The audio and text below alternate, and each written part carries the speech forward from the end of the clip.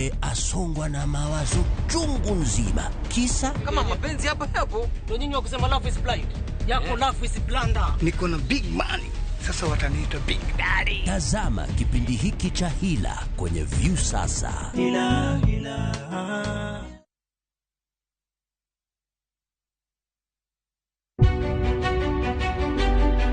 Chakre kinde mosekalo nyaka e chuny ngima mapile ka pile. Tiprosa dawa iwacho neria marach kendi dwa hewe kendi riambo moingo dawi. Wuoth kodwa sama wanono sigendni mabeyo mag gwengewa. Ng'e ber kod rach, mor kod kuyo ma ng'ato nyalo yudo e wuodh ngima. Asai mama. Nasi kwirini okan mama ukiche kilunga gi nying noero. Mama nyisi. Riuri kodwa mondo wane sinema mabeyo ahinya ma uwinjore wawinj kendo wamorgo. Kendi ng'eno wono sipi mabeyo lakini nitie kuma kete mami. Winam Cinema Jumapil saa 2:15 otieno kod saa 4 otieno. Kik bai.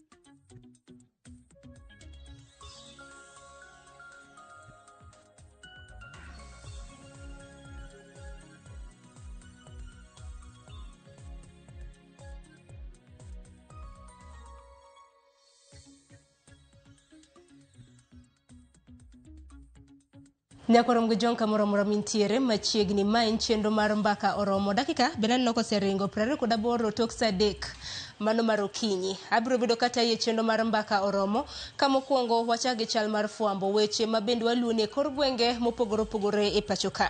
Achaka nagi romo motis kaka Limuru 3 mabende timore odiochieng' makawuone gwenge mago mag Limuru. Jafwambo marwa Chris Owino nitiere gwenge mag Limuru, obiro bedo ka oluonwa romo mano mar Limuru 3. Romo makelo kanyakla jodito mopogore mawuok e gwenge mago mag masawa mar piny Kenya.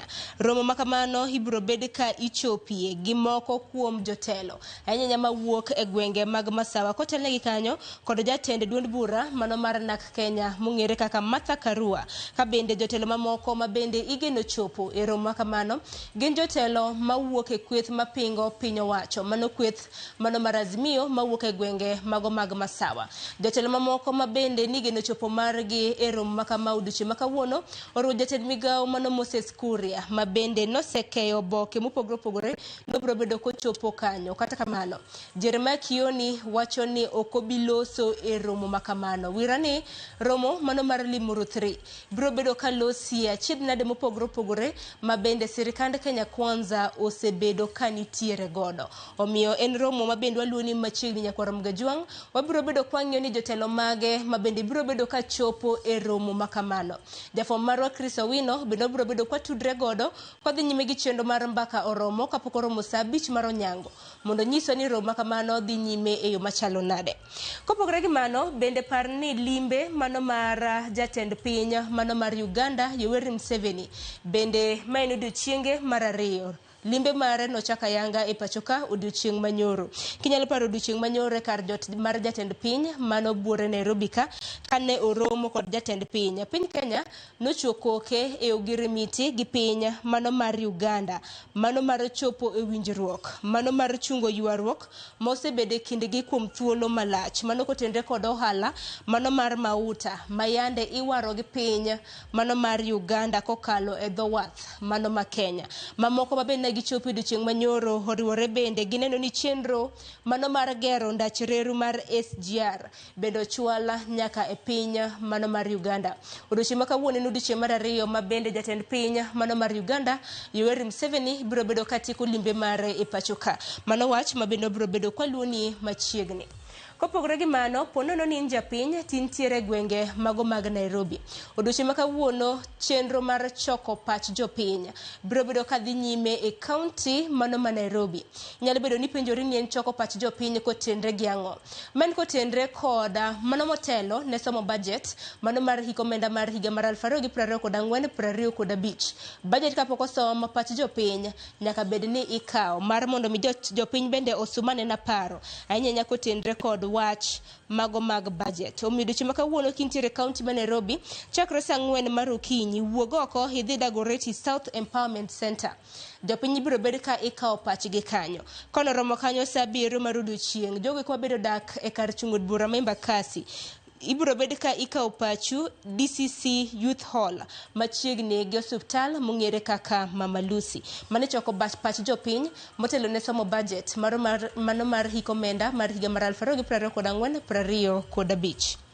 Kopogore gi manya korom ga juanga mien na weche matimore kor gwenge magwa mago makaluo acheka na gi county mano ma Migori.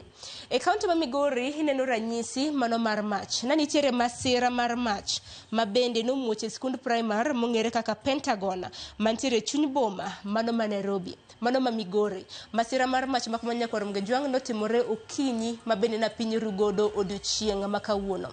Matut kotende kod muoch mano mar masich mach e skund primary ma Pentagon. Jafombo wadwa e kaunti ma Migori George Juma biro bedo ka luonwa kendo biro bedo kwa tudre kode kwa dhi nyime gi chenro mar mbaka oromo mar mondo miwa maling' ni masira mar mach makama gini mwandu maromo nade mabende noketho. Kopogore gi mano bendo oyangnwa ka samoro oseler ni enang'o mabende nokelo wang' mano mar mach e skund primary mong'ere kaka Pentagon mantiere kaunti ma Migori. Kopogore kaunti ma Migori nyakorom ga juang adhi ni kaunti mano ma Siaya kama odiochieng' ma kawuono e kaunti ma Siaya nitiere chenro mar nono jokanyo mag boda mabende biro bedo kata kaunti ma Siaya mano kaunti assembly ma Siaya mong'ere kaka Public Service Board. Bende kopogore gi mano bende odiochieng' ma kawuono ibiro bedo ka idayo dho jogo eko mabende nowala kata nobedo shortlisted mar bedo clerks mano mar county assembly ma Siaya. Naneno kanyo ji 12 ne osebedo shortlisted mano mar kaw kar clerk ma Siaya. Idwaro mana thuolo mar ng'at achiel kata kamano naneno ka ji 12 kuomgi gin joma chuo ka achiel en ng'at mamiyo. Parni chenro mar dayo dhok makama nochako saa 2 mano mar okinyi kendo pod odhi nyime. Jopiny mantiere kaunti ma Siaya un bende orwak pachu e kinde mabende nonro makama dhi nyime e kinde mabende idayo dho jalnero mabiro bedo clerk. E kind ji 12 mabende nyingegi bende nosendik kanyo ka inja piny to in gi nond ng'ato ji 12 makama inyalo tero barua kata mane inyalo loso kitero barua ibedo hand delivered itere county ma Siaya county assembly ma Siaya kata inyalo ore e yor mbui mano e yor mail. Koro mano bende waluoni machiegni nyakoram ga juang. E kaunti ma Kisumo odiochieng' ma kawuono bende kaunti ma Kisumo wach moluonu en yiero mano mar bunge la wananchi e kaunti ma Kisumo e kinde ma bende koro gibiro bedo ka giyiero jokanyo maggi. Jofwambo magwe e kaunti ma Kisumo luwo wach makamano e yo makare. Bende geno maro ni gibiro bedo bende ka gilose. Ahinya nyaka luore kod achiedh nade ma bende oganda ma pacho kosebedo ka kadhe. Wang'eni paro mar chik mano mar omenda ma higani en achiel kuom weche ma bende osebed ka ilose oko kanyo. Koro yiero mar bunge la wananchi bende waluoni machiegni e kaunti mano ma Kisumu. E kaunti ma Mombasa wantiere gi jafwambo marwa George Aoko. E kaunti ma Mombasa aneno kodiochieng' ma kawuono kamiti mano mar od bura mochung' ne weche mago mag keto mwandu kata county public investments and special funds committee biro bedo ka limo gwenge mago mag kadho wadh nam chumbi odiochieng' ma kawuono kendo gibiro bedo ka giwuotho kanyakla kod governor e kaunti ma Mombasa mano Abdul Samad Nasir. Gibiro bedo ka gilimo kar chungo pitaka mong'ere kaka Kipevu kanyakla kod mano mong'ere kaka Kizingo mantiere kaunti mano ma Mombasa. Duto te wabiro bedo ka waluoni. Adada tiek gi wach moro ka nyakoram ga juang odiochieng' ma kawuono piny ngima hingo odiochieng' hypertension. Ing'eni tuo mag hypertension gin kaka mago mag pressure mabende osebedo ka kelo achiedh nade mathoth ne oganda ma pacho ka. Kawuono chieng' tarik 17 dwe mar 5 piny ngima odiochieng' maket kod ma higa ka higa jahingo tuo mago mag hypertension kaka inyalo geng'e mar mondo mi kik olandre joman kode kaka bende ginyalo geng'o mar mondo mi kik kelnegi achiedh nade ang'eni tuo makama bende odiochieng' makawuono odiochieng' makama kihingo e piny ngima piny Kenya bende biro bedo gi rombe mopogore opogore mar hingo odiochieng' makawuono duto te nyakorom gajwang'o waluoni mamoko ma bende biro bedo katimre kwa dhi nyime gi chenro mar mbaka oromo wabiro bedo kwa keloni achiel kachiel mawano timore kapok kata mana ka chenro mar mbaka orumo ibiro bedo kido gi chenro mago weche manyien chakre migago mano saa 7 mar odiochieng' dakika oskadho 36 tok saa 3 mar okinyi yiena mar mon weka yo matin antiere gi rowere odiochieng' makawuono wadhialo nyathi mawuoyi okinyi e chenro mar rupiny nantiere ka gi jokedne ratich oganda hinya mago mag chuo sani antiere gi rowere 6 mago mayawuoyi ma bende adaro poro godo wach nyaka luore kod achiedh nade ma bende gisebedo ka gikadhe mano motelo kata nyalo paro odiochieng' manyoro piny ngima na dhialo nyathi mawuoyi kaka TV maramogi wan bende pod wadhialo odiochieng' makawuono omiyo ote naneno kusichako oro meduru orogi live mago te machuok karede ka 600 mbui mago mag oganda bende biro nie achiel kachiel abiro bedo kasomoge kik dhi mabor.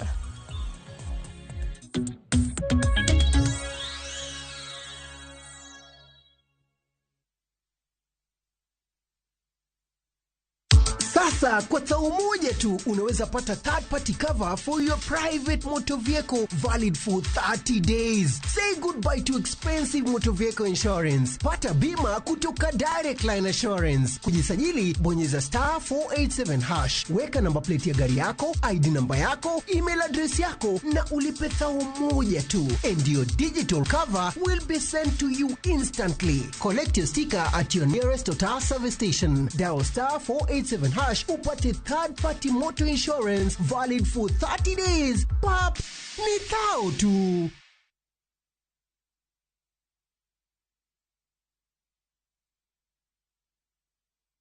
The recent floods have devastated communities across Kenya. Families have been left homeless and stranded, some forced to seek refuge in public primary schools with no food or shelter.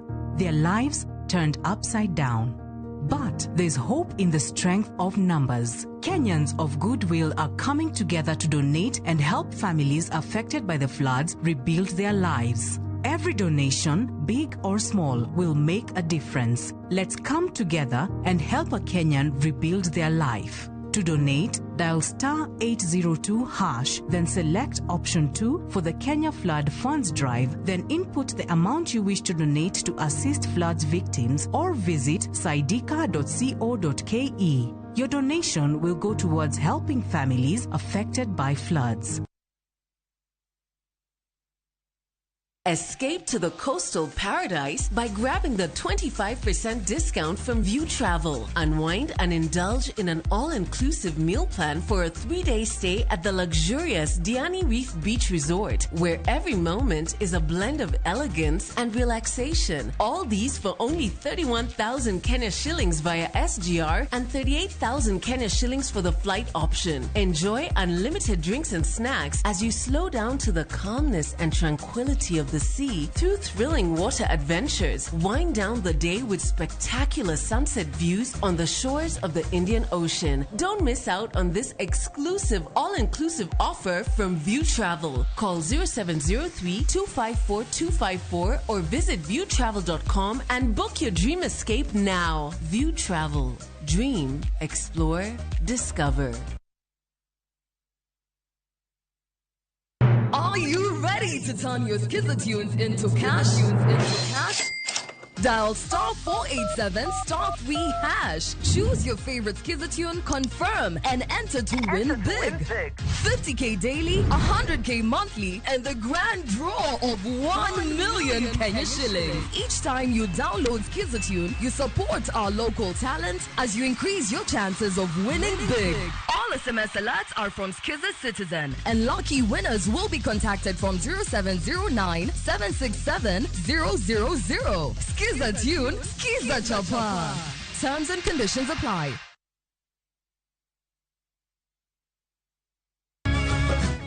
miyo makwedo paro ma ok kare, keto kiawa kuom puonj koda timbe machon. Abo wachonu adiera man go. Ng'at ma chunye tek to chung' motegno.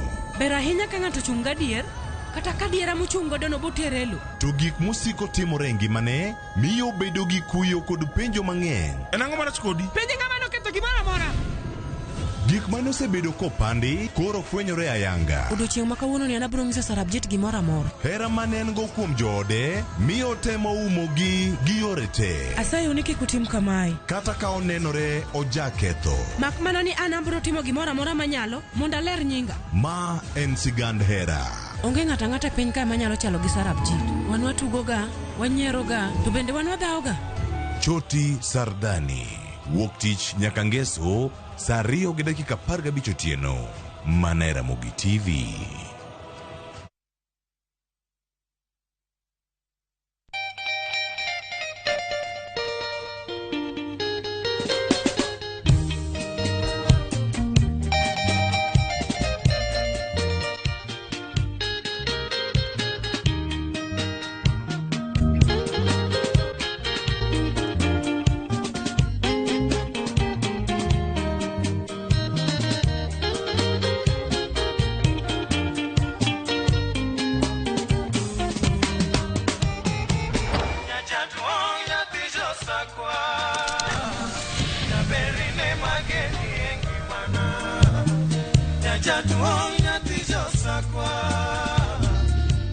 Radio Ramogi, Cartoon Jaluo.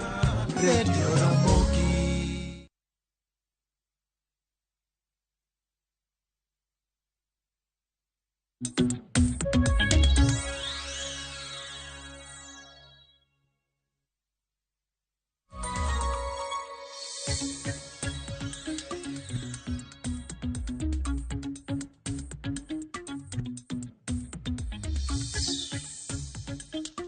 Nyakoram Gajwang' asebedo piny mano mar poro wach gi rowere pile ka pile chieng' tich abich e chenro mar mbaka oromo. Wajamiyo rowere mopogore opogore thuolo mano mar loso gi jopiny nyaka luwore kod thor weche mopogore opogore ma bende wantiere godo. Odiochieng' manyoro ne chieng' tarik 16 dwe mar 5 higa mar 2024. Higa ka higa odiochieng' maket kod manyo piny ngima hingo odiochieng' dhialo nyithindo mayawuoyi. Kaka TV mar Ramogi wan bende wadhialo nyithindo mayawuoyi emomeni chenro magwa chakre rupiny chakre saa 12 mar okinyi twak mara mokwongo chenro mar rupiny nantiere kanyo gi joked ne ratiro mago mag nyithindo mayawuoyi. Sani antiere gi rowere 6 mayawuoyi ma bende wadwaro godo mbaka ahinya kaluwore kod achiedh nade mopogore opogore ma bende gisebedo ka gikadhe. Omiyo ka inja piny ponono ni nyathi mawuoyi kata nyathi manyiri nyathi manyako inyalo lero nwa ni achiedh nade mage ma samoro nyithindo mayawuoyi kadhe makaluwore ni samoro ki nyathi manyako intiere gi wetendi e ot kacha samoro in gi nerani kanyo kanyakla kod osiepe gi mamoko kata mna mayawuoyi. Omiyo yoronwa ote e lai magwa magote machuok rede ka 600 mbui magwa mag oganda bende yudowa achiel kachiel mano moriwo mbui mar Facebook, X, YouTube kanyakla kod Citizen Digital. Abro bedo kasomogi kwa dhi nyime gi twak makama. Aroko uru ni machiegni mana ka pile rowere kwantiere godo iwacho ni joluo kwa pakore wacho nyingwa watimo ang'o to waya kanye donge acha kodi. An gi nyinga Mbare Desmond an wuod Homabay kabondo kasipul kamoro ni Kojwach. Gisani buore kae asomo an Kenyatta University kacha atimo education. Ida bedo mwalimu? Atimo education. Poka decide kada bedo mwalimu. Intiere hiki marodi? Ani kama kuongo. Ero kama na inya Desmond kendo machiegni. Himbe ne rwaki ni machiegni nyalo nyiso Nyakoram Gajwang' nyingi hitima ng'o hijakani.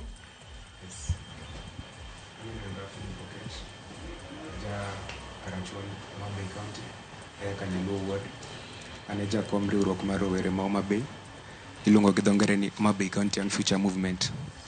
Nairobi ka to aja puonjre e mbalariany ma Kenyatta. Atimo weche mbui. Gi dho ngere wacho ni computer science. Adhi hika mar 4. Yeah. Erokamano ahinya kendo machiegni magi rowere ma bende nitiere godo e batha mano mar korka chwich korka cham koni bende nitiere gi rowere adek Jakwaram Gajwang'.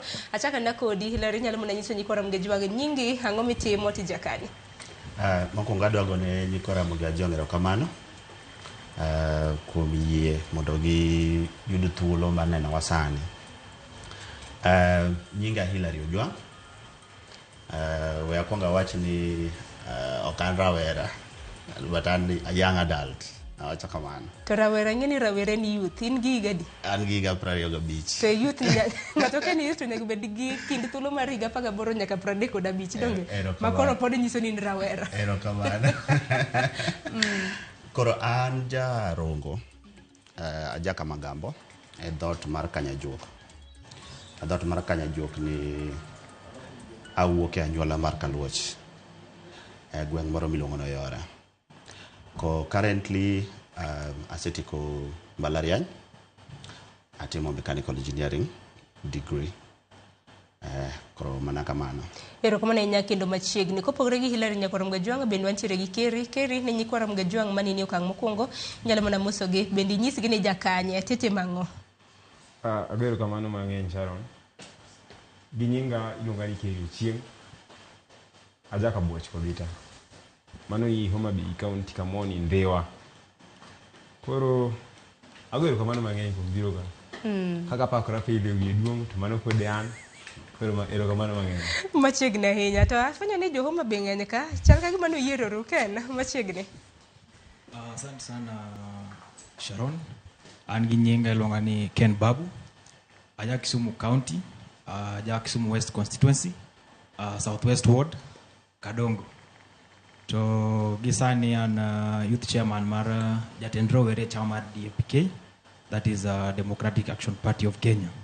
To adwa na kawo nafas ni be mondo mi aor otega mek mos ne familia mar Orimbo e Kadongo, Kisumu West, kuom lalo kijana matin ma nyotho apoya gotieno manyoro iluongo ni Isaac Orimbo. Poleni sana, Nyasaye bro bedo kodu. Kamano. Erokamano ahinya kendo mos ahinya ne jok mabende nowito wedegi. Kata kamano kenin bende rwaki Jakwaram Gajwang', wantiere gi rawera machielo mabende biro bedo kariwore kodwa bang' kasewuok e kaunti ma Migori, ja ohala nyinge Polycarp bende biro bedo konyisowa nyinge hie ojakanye to bende ang'o ma otimo. Kok ma Jakwaram Gajwang', adwaro mar mondo mi adhi e kaunti mano ma Migori. E kaunti ma Migori nitiere mach mabende nomuoche skul mano mong'ere kaka Pentagon Primary mantiere chuny boma mano ma Migori. Jafwambo wadwa e kaunti ma Migori George Juma nitiere kono, onyalo mana leronwa ni en ang'o manotimore samoro ka giseyango ni masira mar mach makama en ang'o mabende nokelo. Juma, kinyalo mana winja amosi ni misawa, nyalo mana chiwo ne Jakwaram Gajwang' ler kotenore kod masich mach mane skul primary ma Pentagon. Erokamano chiwo maber kanyaka samuweni wantie skul primary no mar Pentagon mode subcono Masuna West kama bende nitie masira mar mach mane owuok otieno mane koro piny orugo kawuono ka bende kang'iyo skul kan chenro mopogore opogore kang'iyo batha koma gik mosegol mane owang'e masira mar mach machal koda mae. Chenro mag somo nyaka sama wuoyni koro chal ka gima pod ochung' king'iyo yore makare kata okenge makare ma inyalo kawo kotende kod mach machal koda mae. Wantiere kod jotend sikul ni ma kotele kod japuonj maduong' bende waratwago ng'eyo ni to majni ang'o mane okele to nyaka sama wuoyni ang'o motimore to bende midhiero mar mach machal koda mae okelo asara kata midhiero maromo nade. Kabana ni koro imiya thuolo mondo koro atwak kod japuonj maduong' mar skul mar ng'eyo ni to nyaka sama wuoyni ochakore nade tang'o magise mar Pentagon. King'iyo kachacha adwa ni kuongi yangnwa gi nyingi nitie masira mar mach manotimore ka. Wano ka chenro mag somo chel ka gima ng'iko nyaka sama wuoyni. Ang'o mokelo masira ni be useyango to nyaka sama wuoyni jopuonjre maromo nade bende samoro oyudo midhiero ka otende kod mach machal koda mae. Erokamano mokwongo gi nyinga aniluonga ni Mr. Philemon Ojuka, head teacher the Pentagon Academy. Korka wach manowuok ka apoya nono ne nyoro saa 1:30 otieno kanoyudo ka ne nitie nyithindo e klas kendo ne somo mar Carnegie Vice ne dhi mbele. To apoya nono nomuoch mach moro nomuoch e but dom kendo nyithindo nonene kasto gichako goyo koko kendo kokamano to ji nobiro ma response mane nitiere nobedo maber kabisa. Gisama wuoye kodi sani somo ok nyadhi mbele nikech ne wan gi dom achiel mar jowuoyi nowang' kendo gimoro amora mane nitie iye onge gima nores kata achiel. Kendo gima wadok kwayo en ni kochakore odiochieng' ma kawuono wadhi bedo gi lendo ni tich adi mwadhi yawe skul, kendo wadhi bedo gi winjruok maber gi jonyuol mondo monyisi odiochieng' mubiro bire kochakore juma manyien. Majni ok ang'e jopuonje maromo nade ma nindo kanyo, to be nitiere mano hinyore, to mwandu maromo nade nyaka sani mokethre mach machal koda mae? Dom mar jowuoyi mar jo klas 7 oting'o capacity maromo nyithindo 25, to seche mane majni owuok onge nyathi moro amora mane nitiere dom, kendo wago erokamano ni onge gima notimore marach, nyithindo te ne ni kare. Capacity ba nitiere, gimoro amora mane nitiere i dom kanyo onge gima no manage reso, kech mach manowuok kaluwore nowang'o gimoro amora e dom mantiere kanyo. Maling'ling yango nubedo kod midhiero kata utema ahinya mondo uyud masin manego mach. Ok ang'e ni masin oa kanye to nonego mach ndalo kinde maromo nade, to be ochopo e wang' sa?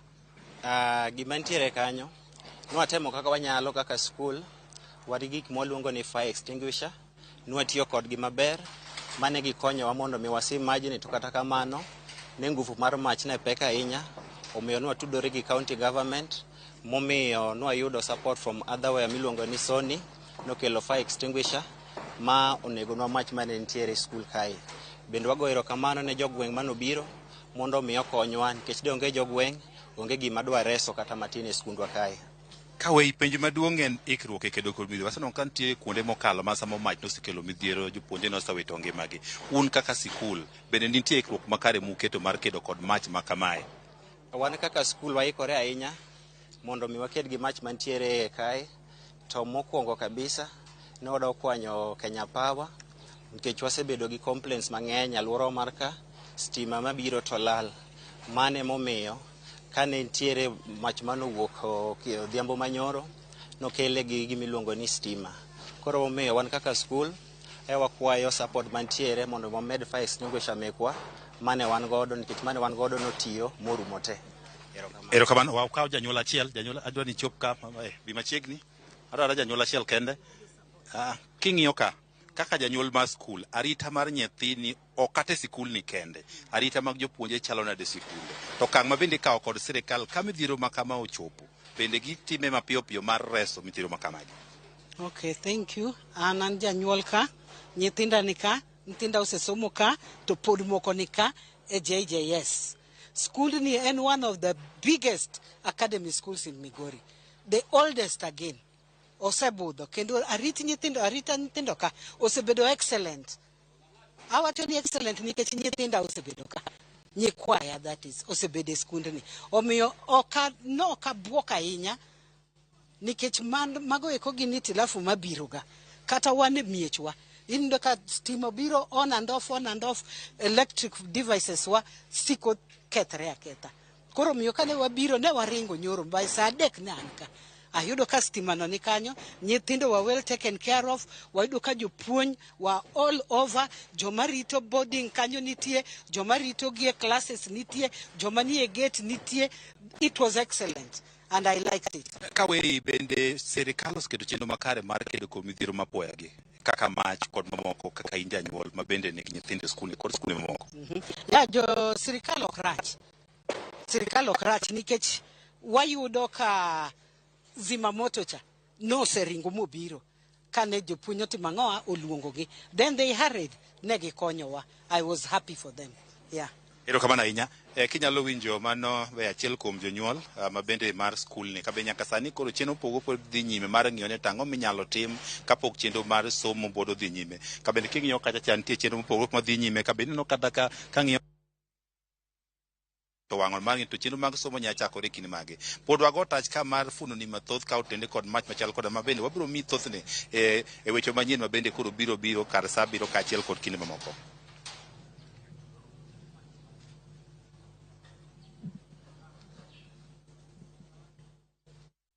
Nyakorom Gajong mane jafwambo marwa George Juma e kaunti ma Migori tipo mopogore opogore ma bende hineno kanyo en masira mano mar mach ma bende nomuoche skul primar ma Pentagon mantiere kaunti mano ma Migori. Winjo kanyo ka jafwambo marwa e kaunti ma Migori George Juma kana loso gi japuonj owacho ni onge japuonjre mora mora ma bende noyudo masira mar mach ma kamano. Kata kamano pod warita nena milome ponono ka masira mar mach bang' masira mar mach ma kamano muoch nyithindo ma kamago koro koor dala gibro bedo ka giyepo karango. Wach ma bende japuonj maduong' e skul primar ma Pentagon biro bedo ka chiwo. Mago gin mana moko kuom tipo bende waluni machiegni Nyakorom Gajwang jafwambo marwa George Juma ni kono. Erokamano nya George Juma. Koduogo e studio Nyakorom Gajwang waduogo gi thor wach marwa na nyisi kanyo ne nitiere gi rowere mopogore opogore. Abich kuomgi bende oseyango nyingegi gi gweng' ma bende giwuoke. Achiel iwacho ni better late than never. Nitiere ka gi ja ohala Polycarp imbe nyalo fulore ni Nyakorom Gajwang gi gweng' ma bende iwuoke. Amoso Nyakoramogi ni beruru. Nyinga Polycarp Otieno Wasonga. Jamigori village moro miluongo ni Nyankondo nie Muhuru sub county. No, Nyatike sub county, Muhuru ward. Yeah. Ng'enywa ok wadak dala. Koro yudo ka sometimes gigo gwenyowa. Taber limo dala mondo wang'e donge. Imomiyo tinde adhi dala mondo ang'e dala maber. Erokamano yora Kenya machiegni kendo ber ni koro wantiere gi jo Homa Bay, wantiere gi jo Migori kanyakla kod jo Kisumu. Mano jo Siaya, rowere mantiere kaunti ma Siaya. Wamanyo koro kin rawera tintiere kaunti ma Siaya bende yoronwa ote mar mondo mi wagwelie twak. Chieng' tich abich mar juma mabiro bed wabede gi gwenge mokikore. Wantiere gi gwenge 4 Kaluo. Kawuono wantiere mana gi rowere mowuok e gwenge 3. Kwachako twak makama, aparo ni akaw thuolo mar dialo unte kendo wish you Happy International Boy Child Day. Kata kado timoro odiochieng' manyoro. Mana ni odiochieng' manyoro nitiere mbui mar WhatsApp mabende wantiere. Thothu nitiere mbui makamano. Kana nyiso ni Happy International Boy Child Day. Thothu no kekram nani ka nyoro nen Happy International Boy Child Day. Remne kanye. Achako dikere. Unkram no odiochienge ukia. Koko dhialu bende en wach. Koko dhialu to wach. Lakini ng'eni gik mang'eny ma nyathi ma wuoyi kale. Ema miyo gigi ok onyal paro. Iparo ni imany pesa ma maybe jo didhi chamo. Ipar birthday mar jaber moro mikawo ikete ngimani ma ka wiyo wirgo to kun ma okuot mandas miuso obucho ber okuot ma nokiparo chieng' birthday na ipar Valentine ichulot koro gik magie gik ma chal kamagie ma miyo wich nyalo wi moko an kiwuon na kata nitie gima chal kamano na ng'e ma kodi bende dheno kata mnudo chienge ma kamage nikech ang'eni keri na chiel kuom rawera ma bende nokia kata mnano odiochieng' manyoro ne en odiochieng' ma bende dhialo nyithindo ma yawuoyi na kia an na papa ni en kawuono ma kata ka ng'ato no na ote ni Happy International Boy Child Day tapenye ni kare en kawuono moduoka marach ka yo nikech na kia to kumocha dir na kia nikech gik mang'eny makele ipachi. Erokamano ahinya. Okang' ma kamano bende biro bedo kata mana ka adwaro mar mondo mi ang'e kuomo. What does the day mean to you? Happy International Men's Day, wantiere gi Father's Day, gi mamoko nikech kata mana chuo kana neno kata mana moko kuom ote ma bende nadonjo giwacho ni nyithindo manyiri kata mana joma nyiri bende ema ntiere kod holidays mathoth. Un muntiere godo gi boke mu kata mana maino. Achako di Polycarp. What does the day mean to you? Happy International konyisi ni Boy Child Day. Okongo monde bende idhialo kata mana joweteni. Erokamano ambe an in support Giosip ambe nakiani we have such a thing like boys don't know what day but en gima aparo ni ng'enywa oningo wachak embrace mostly on a boy child perspective nikech yudo ka ng'enyne joma nyiri obedo empowered to a point ma chuo bedo forgotten koro yudo ka ng'eny chuo inyore kiundani. And personally, anyalo wacho ni en gima muhimu being that koro iganie machako celebrate officially going forward ang'eni abro bedo ka celebrate as time goes but oningo achak embrace such events. Koro singi tarik ina paga uchiela. Adhi ndiko kumoro nikech ok aparo. Kin wuoro bede Father's Day ntie. Yes. Ntiere nyaka Men's Day.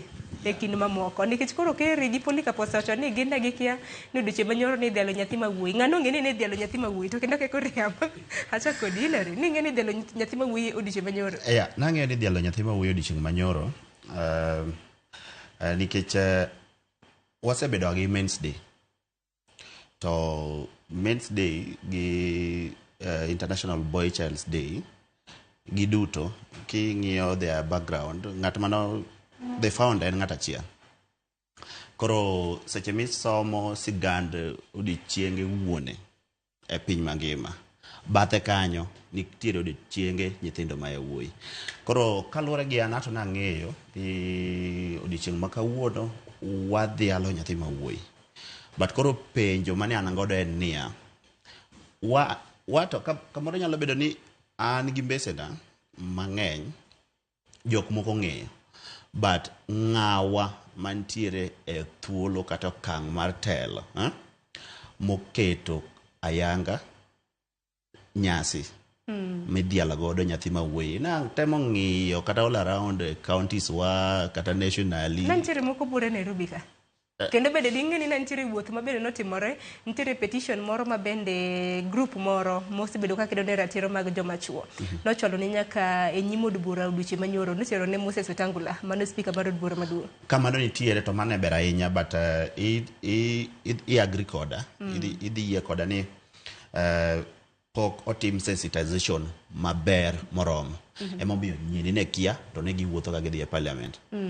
Ken kamoro ne kia to ne giwuotho gitimo petition. Samoro Ken onyisa, Ken bende ni ng'eni odiochieng' manyoro na idhialo nyathi ma wuoyi. Ng'eni nyaka wachake gi kanyo nikech seyo usebedo kuseyo joma nyiri ahinya ni joma nyiri nigi days mang'eny. To mag joma nyiri bende umiyo maino, umiyo gi maua, umiyo gi akiana ang'o. Koso nyiri ma paronuga. Erokamano Sharon, and I think ni mana kaka Ominno wacho, Hilary wacho. En adieri ni gigi to nitie, and adwana confirm ni nang'eyo ni gino ne nitie nyoro. But ng'at momiye maino maduong' kaka inyalo pim gi maybe Mother's Day or something onge. Kendo joma ne submit petition e parliament go, I was at that time nantie bunge kanyo.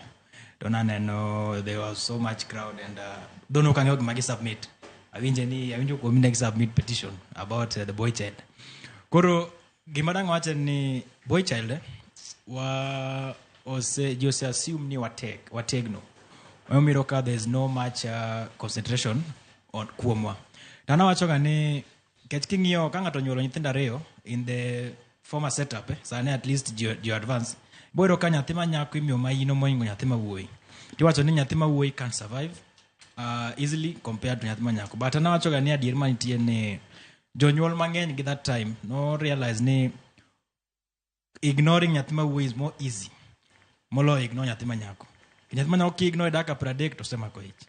But nyathi ma wuoyi bok ng'eyo ni ki ignore daka 30 en modhi chiwo age no. Koro I think ni it is high time makoro jonyuol gi society nyaka wami nyathi ma wuoyi be nafas moro gi ratiro moro gi teko moro wajiwe en be. And I tweeted today in the morning when I received that poster ni issue mar gender equality between nyathi ma nyako gi nyathi ma wuoyi ok onego bed lweny between the two genders. Onego bed gimoro ma samwa miyo watego nyathi ma nyako niembo bede ng'at moro mosomo, bede ng'at moro manie leadership space, bede ng'at moro manyalo chung' mawuo. Onego bed ni watego nyathi ma wuoyi ni be kata watrain nyathi ma wuoyi ni be how to deal gi nyako mobedo empowered no. Erokamano ibiro bedo kinyiso ni koth nochako go wakanye kaka community kata mana kaka society. Gimomiyo ni girl child samoro bedo empowered more than boy child. To rem bede ni kanye to unu nene nade donge. Ang'eni pok ichiwo pachi, inyalo ma Desmond in bende winji pachi kanyakla kod Philip kapok wakawo yo matin. Achak kodi Desmond.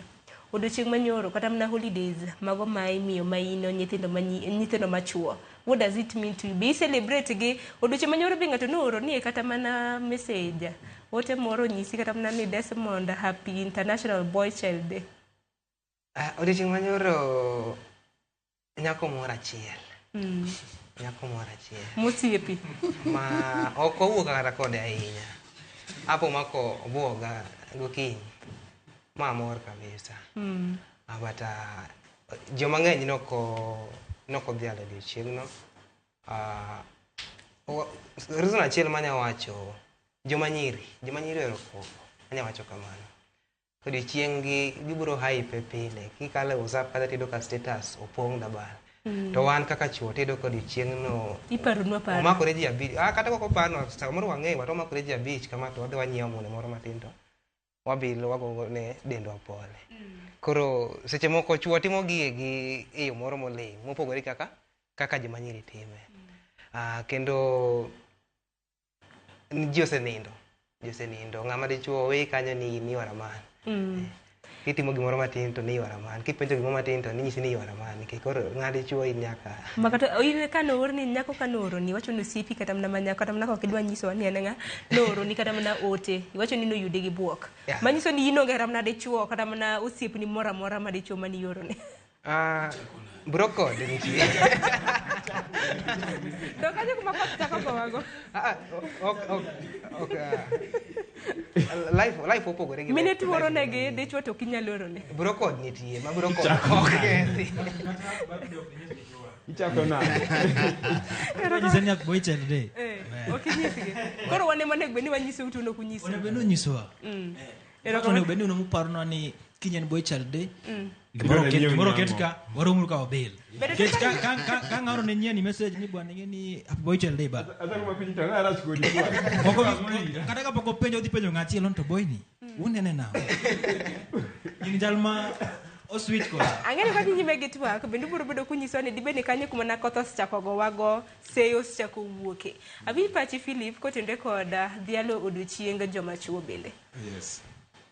An nyoro abet ayueyo ot tadonje mbui mathis chuo wetena noko post kata status ni happy boy child day lakini nyiri moko ano kane post ne kendo ne gipost joheragi lakini wan chuo wasedok piny wakia like we speak out for ourselves and we celebrate ourselves so that we can be heard out in the society koro aparo ni kama koth chako gowago kaka joma chuo en chien mabeno chakore gi aluora wachon anya paro kana dongo na an gi nyiminega hapa na pale koro kochopo saa 12 kama awinjo ka wuonwa moro gokoko okada luongo nyingi ere nani godhiambo lakini wan sama imanyo nyiminega gi ani koro kawuok adhi e center mathis mondo amany gik moko mathis maduogo dala koro osebedo wach ma nyaka jonyuol consider ni nyathi ka wadongo magimo kete pachone mabro dongogo society be sidhona some skund chuo samoro kan bi kato kelnwa welo donje school ne gibiro mana wuok kodwa kaka kalo penj lakini no giwuok kodwa kako ningo wadage ka joma chuo koro it is high time in the curriculum ministry ber ka keto compulsory talks mar empowering boy child to gino maroni kata mana twak makamago bende ikelo kata mana mbalariany ngeni dwan duto te wakade kude tiegruok mopogore jogo kuma bende nitiere skul kaka Mbare Desmond gini obro bedo kinyisowa kapo nono ni jogo kuma bende osebedo ka empower chiwo kata mana puonj bende gichiwo puonj bende na yawuoyi kose ne mana nyire kende e skul mopogore ka koro ote no kuoro ne chuo wetewa to nyiso ni kata mana koluongu e buche bura obro bedo kodhi e buche kaka odiochienge maket kod mano bubro bedo kodhi mane penjo maduong' nikech ka okuoro te wacho ni brokod manyiso ni bura koluongu e bedo buro bedo kodhi ibro dhi e bura tiduogi nind kech Sharon iduogi nyar ng'ato iduogo ire ot openyito ere gi mage buche mag empowerment mudwaro ka nikech nyithindo manyiri to konyisi to osebe yawach gimoro yawach ni tieng' masani thothne wane tieng' machiew nitiere gik ma ne onge okang' mokalo gik moko machalo kaka Father's Day around wawach ni ga 2000 nyaka 2005 ka 2007 ka Father's Day gini go ne onge magi gik ma koka chak biro sani e oganda machio sani koro nyaka wayiere ayie ni gin gik ma waparore apara we'll just remind ourselves and again waket ni wabiro celebrate gi yo machal nang kech yudo ka koro sani ji kia kata ni onge kaka ji celebrate ji po oketo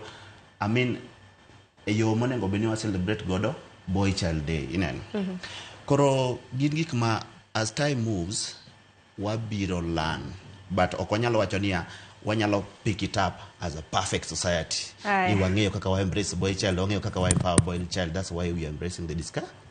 Ero kama na inya matuto buro bedo kwa lose kwa seka uyo mateni nyakoro mgajwang dakika na par tok sangwena mano marukinyi ngeni banga International Boy Child Day mabende no bagi huduchieng manyora ngeni Father's Day bende biro mbeleka yodi mara uchiel ngeni yer kada mna chiel ininge Father's Day nkarang en chitari kapaga uchiel mano mar de bara uchiel mano mar higane akeni bure ubendi woro negi kata mna International Father's Day ka koro joma chuo mamoko mokuor negi ubro bedo kujisowa ne koro mgajonga ka yo matin hasene no otegi medo orogi abro bedo kasomogi kwa dhi nyime gi chenro bakama.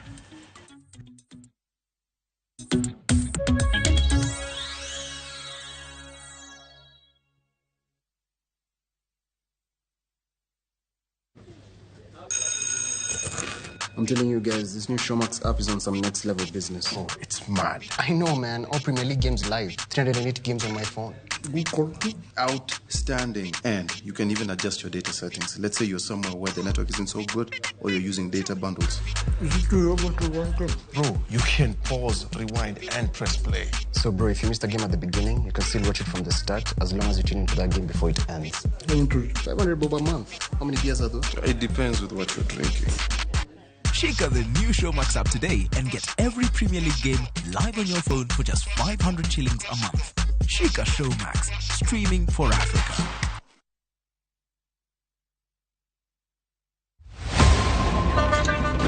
Tuanze kulipa kadi sasa, na kadi ni cashless. Umesema tunaweka pale? Yako ile namba. Mimi niko na cash. Nisaidie hiyo do na namba yako ya simu. Na kusort.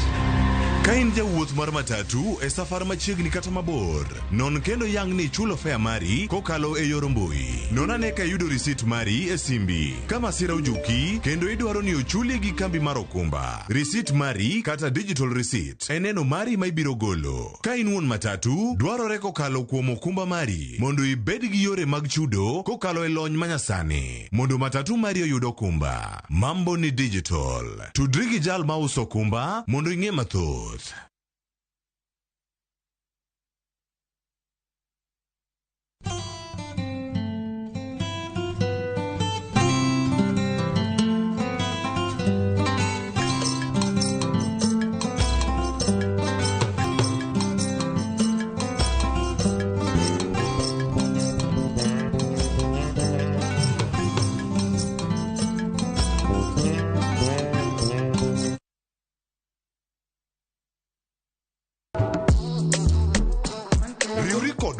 Gawa pako teko mar thum mar jiwo, ting'o kod riwo ji.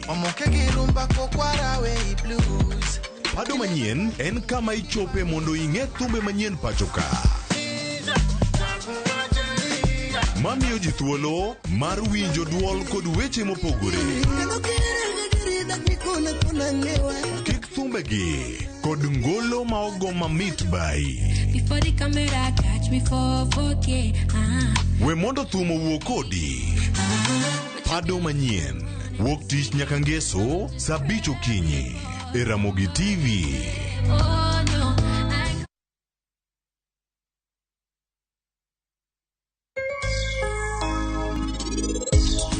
Penj laktar ko kale Ramogi TV ngima en mwandu iluonga ni Ruth Otieno kendo en ga morna mar bedo kod odiechieng.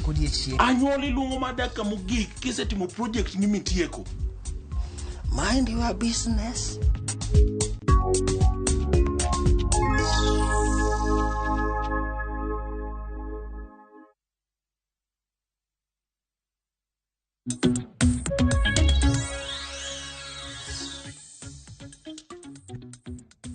Koro mgajwanga machiegni okang' mar ariyo wadhi nyime gi twak marwa e chenro mar mbaka oromo mana ka pile chieng' tich abich wajabedo gi rowere mar poro wach ahinya nyaka luwore gi thor weche ma bende wantiere godo. Odiochieng' ma kawuono wadhialo nyithindo mano ma yawuoyi giluongore ni boy child. Odiochieng' ma nyoro kan yoro ne kata mana ng'ato Happy International Boy Child Day to wacho ni amaman. Akene mago mogin nikech boy child en ng'a ing'eni bende nyaka walerne nyaka mgajwang boy child en ng'a. Akena chako di Polycarp boy child en ng'a nikech odiochieng' manyoro kinyiso ng'ato ni Happy International Boy Child Day to nyise ni bata mamana wang'e ni nitiere Men's Day nitiere Father's Day waor ne jomage. Boy child I think en age ma ng'ani en rawera ma pokonyo I think 35 and up to 20 to 35. Boychild en youth ng'ama pod kijana. Koro ng'enyne yudo niya problem ma biro gi not celebrating the day biro gi generation wani. Most of us generation Z from 1998 to ni generation Z. So I feel like reason why nikech kane wadongo ntiere mentality moro mano ketnoa ni giwuonewa ni as a man this is how you are supposed to behave, ama as a man this is supposed to conduct yourself. Koro yudo ka ng'enyne rowere kata vijende madongo makoro sani gina bit reluctant celebrating the day, but I'm pretty sure ni generation madonjo sani gin free, gin bro yudo ka gin jovial, gi post themselves. It's very hard mondo yuda kaka an Polycarp I post myself a status koken things to do with work. So mane maparo ni nyalo bedo bende another issue. Ang'eyo kosebedo kaluwore koda empowerment. Wandu to te bende kono chako chenro makama wacho ni girl child and more empowered than boy child. Babu kachako kodi, ang'eni mane na chill kumachiedh nade mabende nyithindo ma yawuoyi osebedo kakadhe. Why do you feel karamna iparo nade gimomiyo ni boy child oko bedo empowered? Rem ni kanye? Sharon kidongo ni the boy child is at risk. Recently kane achiel kuom jotend migepe moro ne nitie gi case. To notemo gemo story makore kaka case nochakre gi kumo gike. And I did a tweet kawacho ni I just picked what he said. Awacho ni bwana boy child kuma koro gike nyaka winja ni jaduong' to wachamo. Boy child ni at risk. Dhano no go alweny marach. To jomane go alweny gi mana boy child go mane go alweny bwana onge bwana konya winjo nyieno mama chani right. But what I'm saying is boy child bedo neglected nikech the boy child the men maparo ni nyalo mako lwet ok nyalo sirowa ose juwangowa winjo ber to nyithindo manyiri bedo uplifted nikech Sharon in ken gi project gima bro kongo bire pache ni nyathi manyako moro seche moko onge gi taulo mar riegwe kacha mane gimi paro sami chiwo taulo mek riane nyithindo manyiri go boy child bentie school kanye eni miyamo winjo ber koro boy child ne nodongo kong'eyo ni anto nyaka manya na wuon nyaka many kenda mane miyo wacho ni inyalo ng'iyo ka janyuol nigi nyithindo 5 adek gin nyiri to 2 gin joma wuoyi. Moro ka most focus nitie nyithindo manyiri gi kech gi janyuol temo protect mondo kik omakich ni odhi kethore kenang'o to wigi wil ni joma chobe na mamiyo to wigi wil ni nyathi ma wuoyi mowe kani bedhi miyo nyathi ng'ato ichoko nyathi ma wuoyi mowe kani nyalo donjo nyasore nyathi ma wuoyi mowe kani nyalo kethore mbele. Koro boy child to kendo gima nyathi jalup ker timo mar gero nyathi ma wuoyi en project ma fine kech en something ma pok waneno ka timre to sama nochako time jino bedo surprise ni to kwani mama ne kiendo inyo ber and ji mang'eny ne temo go away from it but sani ndo ka the more motime ochako gain traction and ido kata political parties be temo donje ei shughuli ni wamiuru boy child mo kata kinyo kata gima ila no wacho kan in the political space to kana ngiso vijana moko nyoro ni in the political space man di humanity okinyal dhi mesa ni negotiate kaka ngama wuoyi gi nyath manyako the moment bronje mesa no gi nyath manyako no in disadvantage 90% and the advantage mar 90%.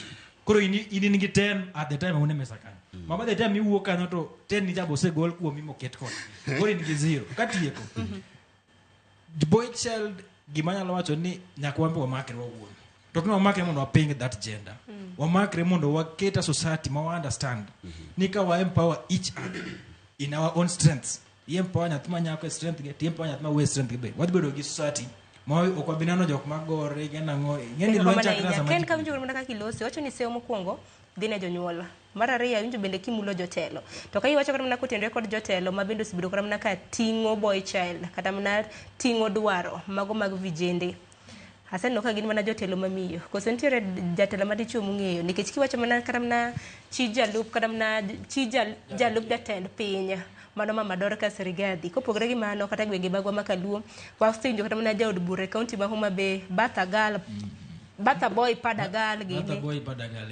mane mwinjo ka keto maler ni jotelo machuo manitie capacity osejuang'o nyithindo ma jowuoyi to jotelo mamine manitie capacity no chuny gi gombo ni giket joma wuoyi gi position but gido ka shida ma nyathi manyako chanigo gineno ni ong'eny mosapas nyathi ma wuoyi. Koro giketo matin 10% e wuoyi, lakini 90% dhi ne ng'ama dichuo. Emomiyo wacho ni jotelo ma dichuo mawinjo dhok mowacho sani mawinjo dholuo mowacho ni it is high time magimbe gibiye oko mondo ging'endo nyathi ma wuoyi e constituency na kani. Shida gin magi. Ang'o be wan gi kuo. Nyathi ma wuoyi wacho ni nyathi ma wuoyi jakuo. Ojakuo nang'o? Erokamano ahinya. Ila rimbe na inyalo pechi kotendo gimana. Yie mondo awach ni wach mar nyathi ma wuoyi chakore e foundation e msingi. Actually nyathi ma wuoyi en msingi mar society wa kodok e dala kare town kuonde ma wantiere. Namba 2 nado wacho niya odiochieng International Boy Child Day en odiochieng mwa celebrate nyathi ma wuoyi ok ng'ama dichuo mang'ongo. Iwinjo? It's an International Boy Child Day. It's different from opogore gi International Men's Day. Mar 2 adwa ni awach ni magi gik mabiro nikech wagombo ni wabed gi society kata oganda ma nyathi ma wuoyi dongo ka nigi chir ni space ne nitiere monge gik madhi confronte. Gima miyo kamoro yawuotwa gi nyithiwa mathindo dongo ka gi luor iyudo ka gin to some extent gin exposed to some harshness mopogore gi nyithindo manyiri. Iwinjo iyudo ka they are exposed to hardship mopogore gi nyithindo manyiri nikech kwa gomba ka nyithindo manyiri iwinjo ka wacho ni wawacho weche machalo mag taulo mag ria, of course empowerment, yani ngima gi soft. Nikech ng'ato bende achiel kuom nopenjo ni kinde ma bende ikelo ne nyithindo manyiri taulo mag ria e sikunde nikech waseneno organizations duonde mopogore opogore ka kelo negi joma chwe miang' nyithindo dhi gwe mpira jwala. But yena moda wach niya conversation ni it is very timely. Challenge madwa miyo jowa especially jonyuol mandala iwinjo sani to nyithindo no siepo but adwa ni a challenge gi mondo ka gichiko itgi kata e setup magires nyithindo ka gimiyo nyithindo manyiri itgi nyithindo ma yawuoyi be gimi itgi gi embrace gi ginyisgi hera makende ma janyuol ka janyuol nyalo gombo nyiso nyathinde. Mara mogik jotendwa mabiro gi legislations mopogore opogore maketo chike matayowa kaka oganda seche muketo chike seche magiketo policies mag economic policies seche magiketo governance policies and so on nyaka gi ng'i maber policies madhi empower our generation today and our generation tomorrow. Makori yiere ni rem nitiere malach. Erokamano ahinya. To bende kata mana kaka jotelo kata mana pok waseo kata mana jotelo mantiere kor gwenge mopogore opogore bende wang'e ni nitiere riwruoge mopogore opogore ma bende osebedo ka kedo ne ratiro mago mag nyithindo manyiri obed nyithindo ma yawuoyi gender nikech gender koro nyathi ma nyako gi nyathi ma wuoyi. Penjo en ni ka bende wan oseluongo e romo maket kod mag nikech Philip ang'eni in achiel kuom jotelo jakom mar riwruok mar rowere e kaunti ma Homa Bay. Okomondi ki in jakom mar riwruok mar rowere riwruoguno en mar ang'o ta en ang'o mitime ng'en magi be penjo ma nyaka wapenjre.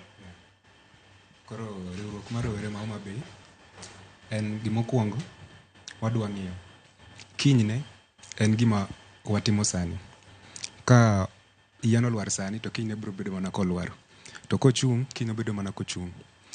Koro wadang'iyo ni wan kaka rowere be wakonyore e yor mbaka, yor yudo opportunities and many other things manyalo better our life today so that we can live a better life tomorrow. Koro kaka riwruok for example next week Friday 24th wan gi function moro Karachuonyo Ongang Primary. Koro kanyo watero empowerment, that is through mentorship. Wadhi timo tree planting. Joma chuo wadhi manyo negi lewni maiye mathiso thisoge.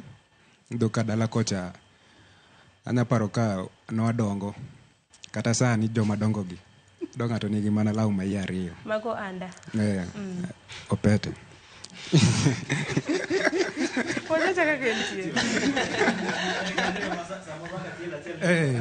Yani watimo gania okwan most of chuo kata nyithindo madongo dala ka samoro aka achiel tuo e ginene e tol samo oyacha omo macha to moloko nitere e tol koro afwenyo ni magik ma nyithindwa go through a lot dala kocha nyithindo mang'eny wuotho gi nono bolingo koro mage gik mwada timo.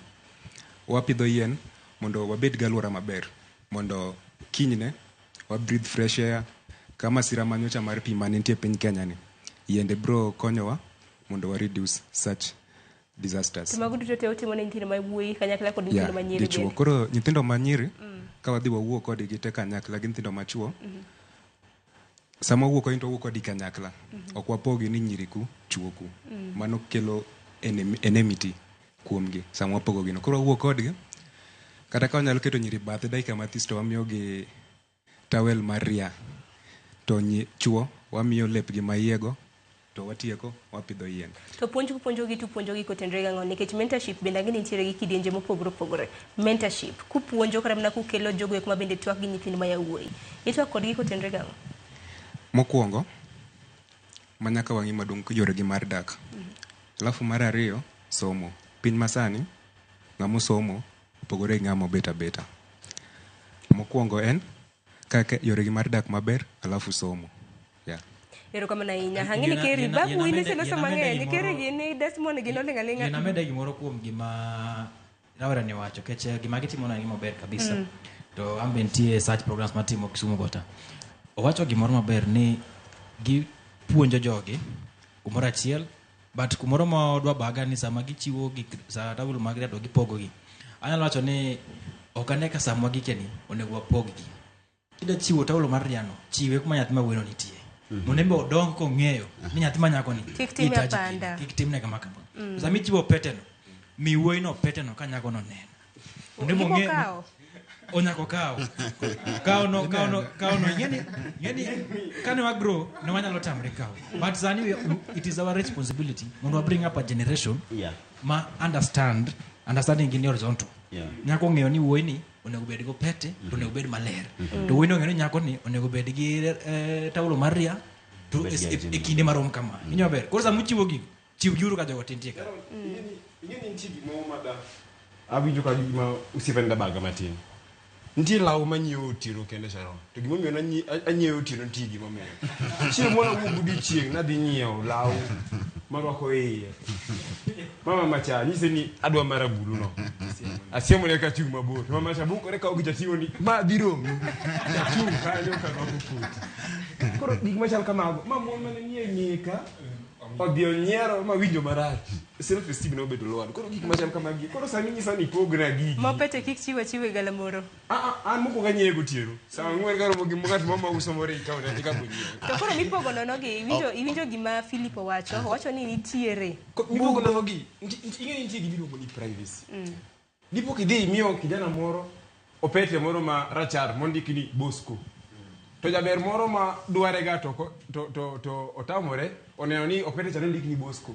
ng'ani jaber ni dilando kijana ni niya opete mar Bosco mumo e tie chieng' cha macho pete ma dan iwinjo kaso gimoro ka tiego makore ni ego ka tiego Sharon gimo ipenjo ni ere kuma pogruk no bire Sharon perspective na ni pogruk okel gik moko mang'eny sana achiel mbui Sharon ng'ama dichuo en ng'ama civilized ibo dhi kamoro many times jotelo mang'eny Sharon kata sani sama donjo kani arumo gi wechi to piny kacha lakini onge picha mago kode to jabe bro dhi airport mandege moidho onge oko ma osiepne mo ma dhi loka osego pichni 70 ma was here na anka natimo ma koro kanye kumo chakore kochopo ndalo odichienge mag kaka International Women's Day a lady bro did to an extent mar posting 40 pictures of us in status ne ini altimo ananya post 40 pictures of mine abro post picture na kosa abro post woche mora usi angoma muni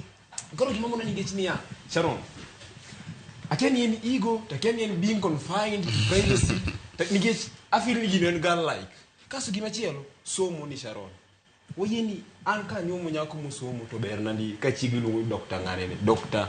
Mrs. Kelly but koro nyako samo somo obonyisi niya an asomo an gi degree na okana bedo housewife you are not the housewife but you are the wife and duty ni mar tedo ne chuori lakini nyako samo somo igo moro kiburi biro ne ma kokinyal employee maid babu an ko uso do ko tira school mondo bi atedni to boy child wan be samo somo bwa wacho niya an babu an ko uso do ko tira school mondo bi anyiew ni chiemo ok wawachi man wawach ni ka wada timo gik moko kaka oganda nyaka watime yo mofuyanga kik wadire ni diuru kauru nyithindo ma yawuoyi upand koni kauru nyithindo ma nyiri upand koni mano ni timo ndalo machon mane minewa gi wuon society mane minewa gi wuonewa odonge egin king'iyo kata a traditional setup mara homestead mara jaluo ni nitiere ka ot made wuoro bede then nitiere ka Mekai and those other houses iwinjo nikech privacy mane nitiere that kind of society man ne ok civilized but society ma wantiere sani ma nyathi ka nyathi odhi school kato temo mana matidi ngeni chon iwinjo ka kwarwa chope class 2 but sani ngato iwinjo ko temo to kata form 4 and civilized nyaka wayiere ni ka wadwa sudo pamoja kaka oganda nitiere gik ma ok pandi ka opogo nyithindo manyiri taulo magria to nyithindo machuo nyaka understand ni taulo maria tiyo kama an kan ane primary na sobe village na luoro taulo maria na penjara ni ma to giba chal dango malich nangone iwinjo but kaka medo dongo I realize ni kamoro nitiere wuoyi machalo kamano makale that kind of stigma iwinjo kara that kind of fear or whatever I can call it school ko sasa moro ne nyimine gi ngene gi wacho ni nokelo ni luoro primary school setup mana some iwinjo yudo ki pogo nyithindo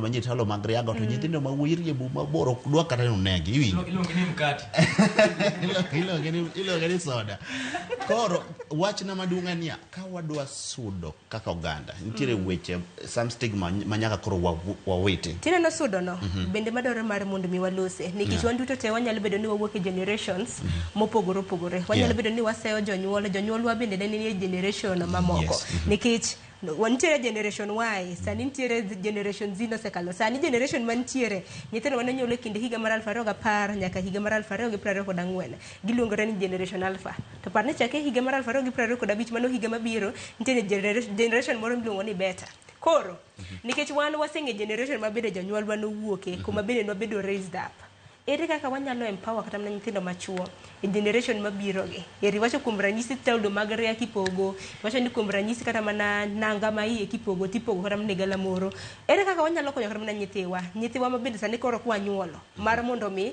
obed empowered kik giluor wish kata mana mine gi wuone gi kata mana happy fathers day nacho ni bende ni wish kata mana ero 16th June biro ka diedi mabede kawa kata mana thuolo ano kikine wi Philip bise kata mana thuolo ndikine kata mana baba ni kapo neno ni entie barua message tingise ni baba ero kama na enya kumtaya watieki nikech na contribute tieki mokwongo iwacho ni wantiere generations mopogore opogore nyaka wa recognize wate ni the transition generation is the generation Z we will waduto wayiere ni gitete mantiere room kakae one generation Z mana ujok mana nyuol chakre higa mar 1975 wacha prochiko gabiro gaboro nyaka 2008 one transition generation wang'eyo gima jonyuolwa nokale iwinjo sigana magikonowa to some extent one bende wa experience gima chalo kamano iwinjo to kendo one emwadhi ko future ne generation masane miwacho beta and zigo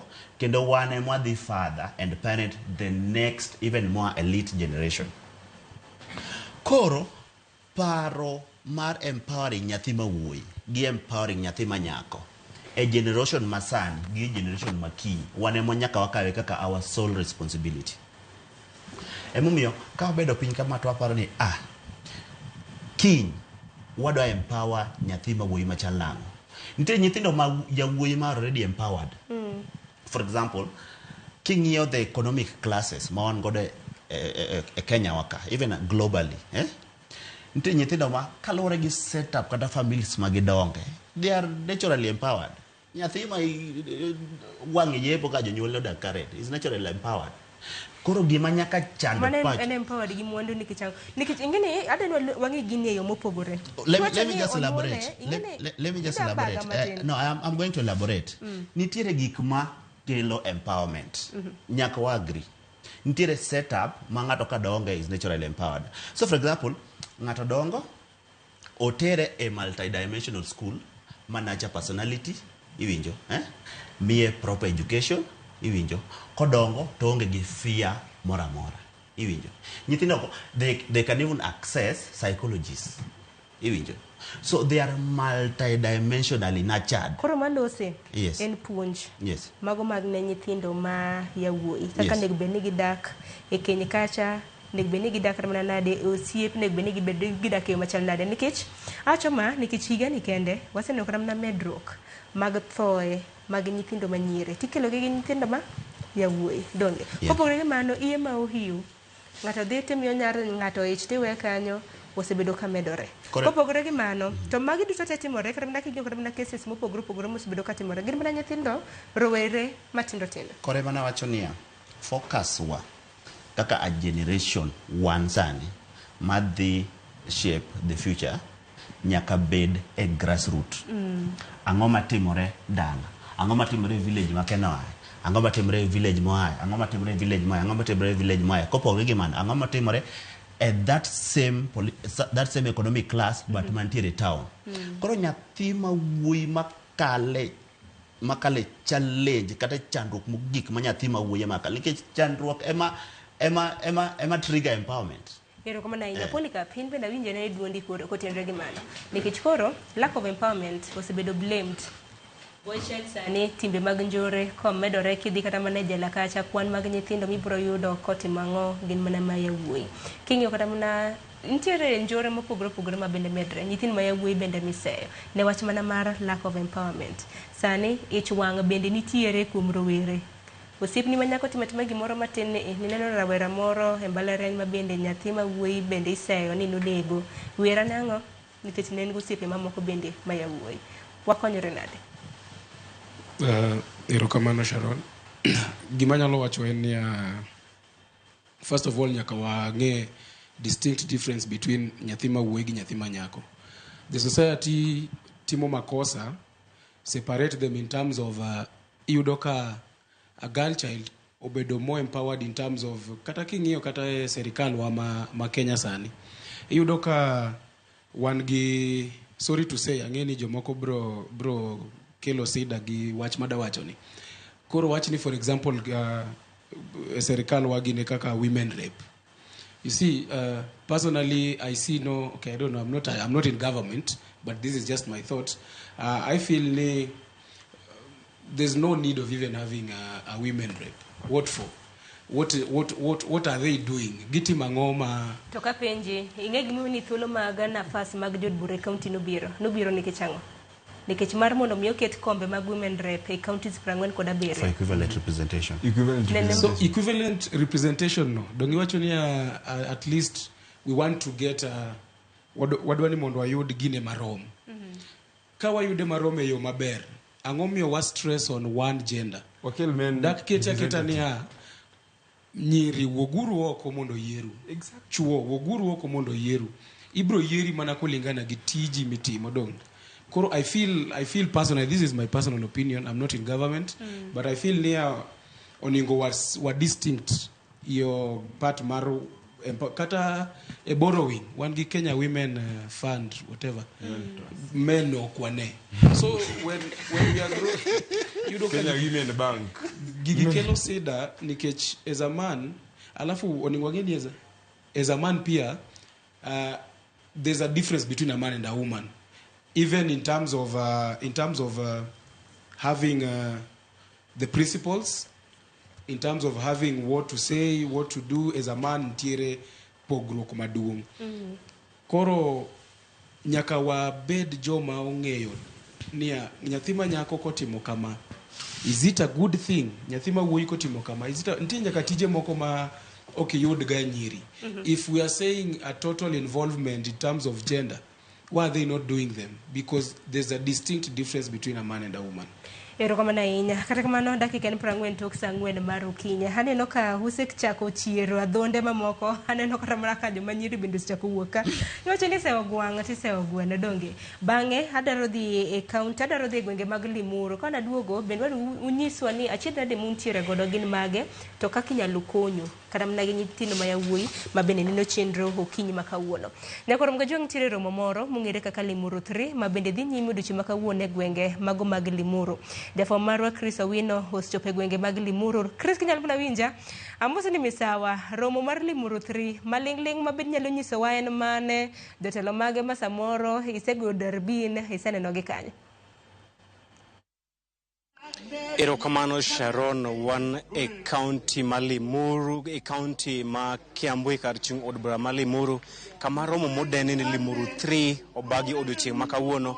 Magi gin romo ma ibago kod oganda jomasawa e loso lai magi weche mag telo kaachiel kod weche mag siasa. Romo mokwongo nodene ni Limuru 1 ne obaga higa mar 1963 kod gweth mar jatend piny mokwongo Mzee Jomo Kenyatta, ka geno mar romo mar Limuru 1 ne en duoko piny mbi mar jalub jatend piny mokwongo Jaramogi Oginga Odinga e duond bura mar KANU. Limuru 2 ne obag higa mar 2013 kendo gimomiyo ne obag bura makama ne en mar miyo jatend piny machon Uhuru Kenyatta lemo kaka ogai mar oganda jomasawa. Koro odiochieng' ma kawuono en Limuru 3 kama achiel kuom weche madito mwaseyudo en riwo oganda jomasawa kaachiel kod sundo piny owacho mar Kenya Kwanza mondo duok piny osigo mar osuru ma wacho ni osedhi malo ahinya. Odiochieng' ma kawuono kuom jotelo ma oseyuoro gin jatend duond bura mar na Kenya Martha Karua, jagoro maduong' mar Jubilee Jeremiah Kioni, Governor machon ma Laikipia Nderite Muridhi, kaachiel kod jaod bura ma Embakasi West Mark Mwenje. Kakae an kod moko kuom jotelo ma wuok moluongo romo makamae ma Limuru 3 wadhi loso kode e dho Kiswahili. Unaweza tu kutuambia unaitwa nani? Yes. Na nini hususan imefanya mkaandaa mkutano huu leo? Kwa majina naitwa Dr. John Garuya kutoka Nakuru County. Mimi ni mmoja wa conveners wa hii Limuru Conference na tuko hapa hii ni Limuru 3 kama jamii ya Mlima Kenya for economic emancipation, economic, political and cultural emancipation ya watu wa Mlima Kenya. Yale mambo ambayo watu wa Mlima Kenya in the 21st century wanakumbana nayo ni mambo ambayo sisi kama wakaaji wa Mlima Kenya tunaona ya kwamba hii serikali imekataa kabisa kuwajibika. Kuna overtaxation, wale watu ambao wanafanya biashara hii Kenya kwa wingi sana ni watu kutoka Mlima Kenya, na kwa kawaida watu wote wa Kenya wametikizwa sana na hii mambo ya overtaxation. Kuna land grabbing that is happening at very high levels. Ukienda kama Nakuru, Dabibi, ukienda Gongangeri, mashamba inanyakuliwa left, right and center. Ukiangalia mambo ya wizi, corruption katika hii serikali, it is very high. Umeona KWS the other day, wale watu ambao wameandikwa kazi from one tribe, almost everybody. So tunasema wale wengine hii Kenya itakuwa ya nani? So tunasema Kenya ni yetu sisi wote. Na kama sio yetu sisi wote, basi wote turudi kwa msitu, tupiganie uhuru tena. Ndipo tuko hapa. Kumekuwa na jambo la one man one vote one shilling. Je, hii pia ni mojawapo ya madhumuni ya mkutano huu? Hii ni agenda kubwa sana. Actually ndipo tuko hapa. One man one vote one shilling. Kwa sababu kama mtu ndio anatoa kodi, kwa nini kodi? Kwa nini asipate faida ya hiyo kodi ambaye yeye ametoa? Kwa hivyo tuko hapa kama watu wa Mlima Kenya na pia kuwatetea jamii zote za Kenya. Watu wote ambao they are taxpayers, that they should get value for their money. Kama mtu ametoa tax na watu ni wengi katika sehemu fulani, wapewe pesa ambazo zinawasaidia kujiendelesha katika hiyo sehemu.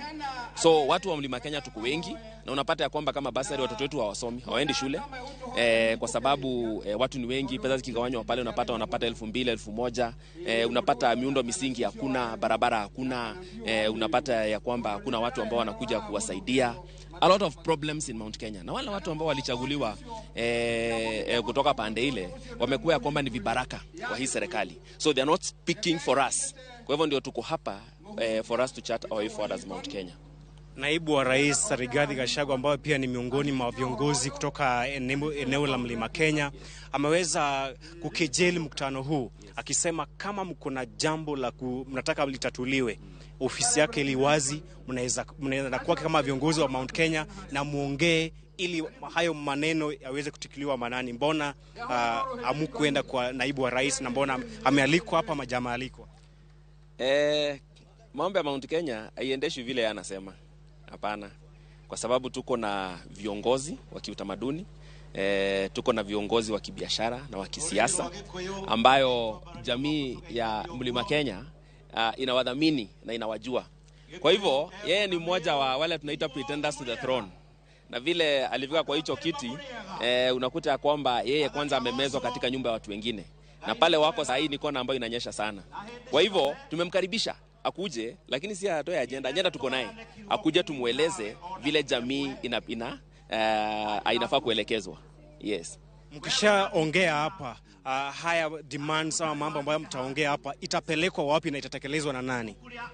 Article 1 of the Constitution is very clear. Power belongs to the people. You don't need to take it anywhere. Sisi wenyewe as Limuru Conference, kama uko na historia kidogo ya Limuru 1966, that was Limuru 1. Ili chart the way forward kwa Kenya mzima. Limuru 2 unajua ndio iliweka Rais Uhuru Kenyatta na William Ruto katika uongozi. Sasa Limuru 3 hatuhitaji kupeleka mahali popote.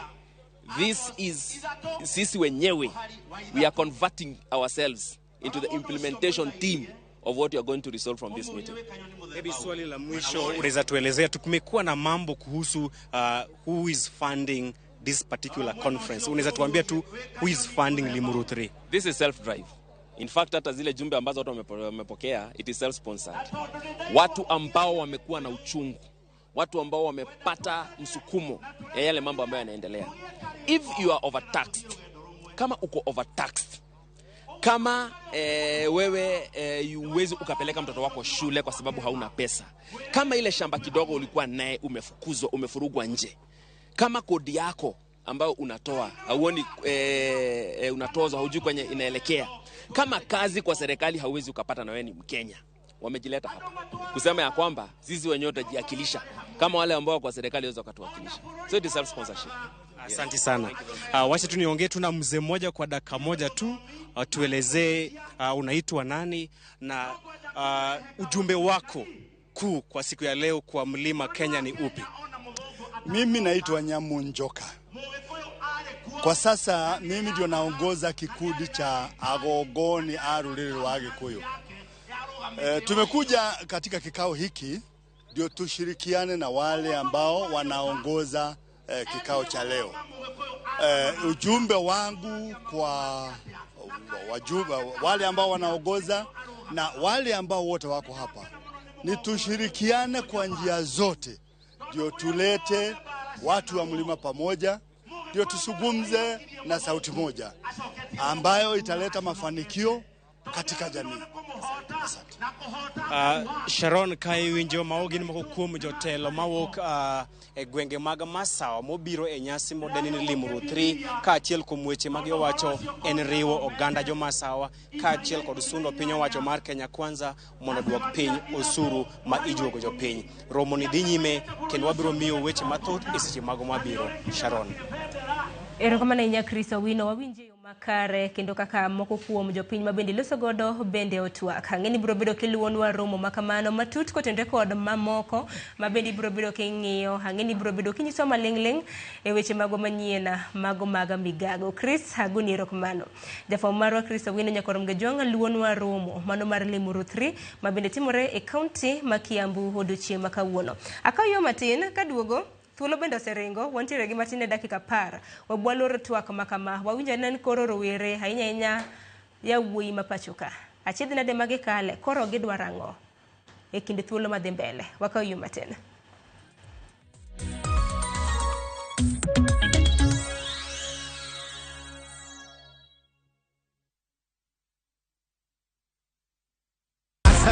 Win big in seconds. Shabiki nikajaribu mara ya kwanza nikaweka shilingi 100, kaliwa hiyo 100, nikasema nikakufa moyo. Hii mara ya 4 nikaweka shilingi 100, kaona napanda yapanda ikafika 500,000. Nikamusisha msichana wangu mkubwa, nikaniambia dadi toa hiyo usiache, toa. Nikasema wacha tu niendelee tu kucheza. Ndio ikafika 1.4. Nimefurahi, yani hata nimeona ni Mungu tu. Kuna mali nilikuwa nimeshikika ma school fees hivi. Alafu na mjengo wangu kidogo ambao nilikuwa nimeuanza. Avieta ni iko sawa kabisa. Iko chonjo. Avieta ya Shabiki.com inakupa the biggest multiplier in Kenya. Shinda up to 50,000 times your stake. Yani ukiweka stake ya 100 bob, ndege ipeperuke, unashinda 5 million within seconds. Not for persons under the age of 18. Shabiki.com is authorized and regulated by BCLB license number 359. Chongagilo, emo miachano kama Chonga, emo semia sudo nyime Chongagilo, emo miachano kama Chonga, emo semia sudo nyime. Dial *487*3# to get this song.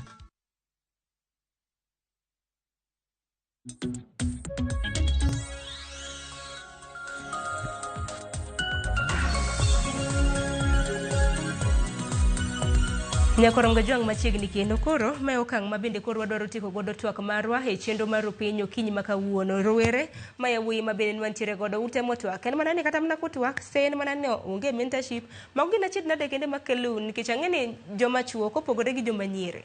Wan kaka nyithindo manyiri wang'eni wakuotho, wan anyiso kara mne osiepa ni me achiedh nade masebedo kakadhe. Un achiedh nade mosebedo kukadhe ok asewinjo kukelo nago maler ahinya. Achiedh nade mopogore opogore. Desmond intiere kata mana embalariany mar Kenyatta kacha. In pokenyo kata mana kaka achiedh nade kaka rawera misebedo kikadhe. Koso wach igo mabende Hilary na wacho cha. Mabende Kerry na wacho cha. Ema samoro mundu. Poka neno kukelo nwa achiedh nade ahinya mabende nyithindo madichuo kadhe gi kaka inyalo tieki. Kwa tieko wach ni mogik ahinya nyaka lure gi thor wach marwa okinyi makawuono. Agine achiedh nade mopogore opogore waselose. Ere kaka boy child nyalo bedo empowered. Kaka inyalo tingi malo mar mondo mi okele lokruok e kind thuolo mabiro. Achiedh nade ng'eny wasewacho moko. Nikech usekono mana issue mar empowerment. Kwa were gi empowerment, nyathi ma wuoyi sando gi nyathi ma nyako ni sando. Adieri ber jomoko to biro gowa ka wacho ma. To wasemi nyathi ma nyako thuolo mar sando. Ibet kamoro to gimi paro en nyar ng'ato moro ma bende kunyoli godo. Muona uru kaka wacho. Shida mabedo kendo okomo first priority. In a school ionge pesa. Kigochene janyuol ni baba ketna gimoro. Isine abeda mos aburo manyo. To nyathi ma nyako go simu to nyaka ang' janyuol make sure ni in the next 30 minutes osetimne gimoro. To kawanya konyo magi empowerment maji wuoye and I think it's another field. Onego wanyisi nyathi ma wuoyi ni oyaw wang'e. Wach ni mogik watieko. Ne janeno maneno wasani obede wach ne jatelo janyuola kata ne riwruoge mopogore opogore mosebedo ka kedo ne nyithindo ma yawuoyi inyalo nyiso gi ang'o kaka rawera. Gimanya wacho ni nyathi ma wuoyi is equally fragile kaka nyathi ma nyako. The time ma wa consider nyathi ma nyako, nyathi ma wuoyi bonego wakete paro. Waseno ka chuo negore nikech nyiri and all that. Chuo bedo jokuoge mang'eny gin chuo. Koro onego wami boy child the same time momiyo nyathi ma nyako mondo eko bed gender equity ma igo iwach lach pilecha. Ero kama na ina Philip in benda chuni thuolo mogik mano mar wacho ni wachni mogik kanyakla gi kaka nyithindo ma yawuoyi nyalo bedo empowered. Gimoko kuom achiedh nade ma samoro Desmond noko wacho. Ma samoro nyithindo ma yawuoyi kadhe to giluor kata mana nyiso jonyuol jopuonje e kinde mamoko. Gima da chako go mokwongo waneno ka joma chuo wan gi luoro. Ka wa speak out to bro ni ken babu dhine na nade. For example acho na onge pesa. Ken babu dhine ni I'm not a man and wuoyi manono mok nya manyo pesa.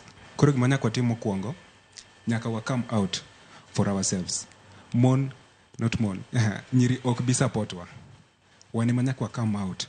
For example kineno joma nyiri Thika Road chien ka ne rat seriously. Mane chuo ne nego nyiri cha. Mon nogo koko seriously. Lakini in 2016 nite incident moro ka Waskari. Mon miyo moro nego chuo adek. Nokoko koko. Koro wan chuo nyaka wa come out, no one will take us to the table. We must go to the table, we come out together. Kaka sani Limuru 3. okuche osefwenyo ni nitie shida kamoro, gibiro kanyakla. Koro wanyaka wabi kanyakla ma wawuo. Katieko, shida ma wan kaka chuo, ma wa face ga, kata kar tich, kata mbalariany kama wasomeni. Inya yudo ni kidhi gi nyaka kar tich, the fact that ni en nyako, oseyudo tijno mbeleni. Kata to mana ni kichango. Nikech like lungo. Di feel ni fragile. No, not fragility, but oket maino kum nyiri. Koro mano gima nyaka waduok chien. Alafu mara ariyo, kata kama wasomeni kidhi lecture in gi shida, o prefer nyako mokwongo. Koro mano gima nyaka wagol, to wabiro golo mana ka chuo, ka wa speak out to winjwa. Katieko, ne yudhe, ma koro kwariwo nyiri gi chuo. Osebed ka oketwa piny. To ka wadhi mbele ka, piny makiny marwa. Koro chuno nyaka kata 2027, 2032, throughout, nyaka puonjo dongo gi dak. Wakoni kaka ji oningo dagi. Mana jodonge ma koro puonjo koso jodonge ma nek bini puonjo. Ma koro ang'enia. Mana mapiyo piyo. Kisebet kin, ago muskuom wachoma kata hing'iyo Babu Owino. Mano jaod bura. Ya, jaod bura member kasi East. Ineno ka sani owere gi weche jodongo. Jodongo nitie weche moko ma ginyalo koni molil. Koro nyaka future marwa, ng'amodak higa machien, ok nyal puonjo kaka wadak higa makiny. Erokamano ahinya. Erokamano ahinya. Mane en wachni mogik gino mara mondo mi kik wang'ad thuolo ne jowetewa mamoko. Wasonga, in bende wachni mogik kanyakla kod moko kuma chiegni nade. Dak awinjore mana kuwuoye wach GBV ne koso nikech wang'e nitie joma chuo mamoko ma bende igoyo kata mana e udi, ma bende ok wuog oko, riwruoge mopogore opogore ma bende sirou bende konyou. Violence ng'enyne kata king'iyo violence ma affect a girl child bro bedo itapewa kipaumbele maloyo ma affect boy child. Mara da wacho mana niya, let us not play the blame game. Kik wachak neno ni nga girl child gi boy child nga ma superior than the other. The fact that niya nyaka wang'e gimoro achiel, kata kuom jokristo maong'e muma, kata mumo wuono wacho niya mwanamke ni kiumbe dhaifu, meaning there's a distinct difference between a man and a woman. Kikwangi ni girl child obedo empowered, gibro bedo empowered to the next generation to come. Gimoning watim as boy child korosani, we know that girl child osebedo empowered. What are we supposed to do as a boy child? In as much as we are empowering them, kech joma empower girl child gin mana chuo, by the way. If you see joma push girl child empowerment, gin chuo. To joma push girl child empowerment, gin nyiri. Gin joma mine. Koro kawa chake sani, to the next generation, bro ngenia, equality ni oningo bed on both sides. Kako siepa no wacho niya ni ofil ego moro donjo ne ni okonyal post picture kaen kumoro. Koro mano is a problem of an individual. Koro kaka joma chuo wawuoguru oko, wawe bedo self-centered ni koro wachako blame nyiri nikech nyiri are open-minded. As boy child wambe wabeduru open-minded. Odichiengwa kaka nyoro. Now nikech wang'eyo going forward, make sure ni our hype this day the same way manyiri hype mondo kik wachak blame game. Erokamano ahinya mar mondo mi riwruoge mopogore opogore ma bende osebedo kama ka kedo ne gender, wach ni joma chuo gi joma nyiri bende winju donge. Kopogore gi mano, wadonge dakika 1.5. Omiyo koro Philip, Kerry gi Ken. Seche nyiri 30, achako di Philip. Hillary.